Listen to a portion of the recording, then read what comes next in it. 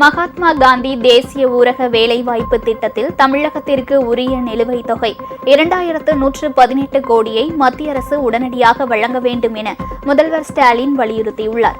மத்திய அரசின் திட்டங்கள் மாவட்ட அளவில் நடைமுறைப்படுத்தப்படுவதை கண்காணிக்க முதலமைச்சரை தலைவராக கொண்டு குழு அமைக்கப்பட்டுள்ளது.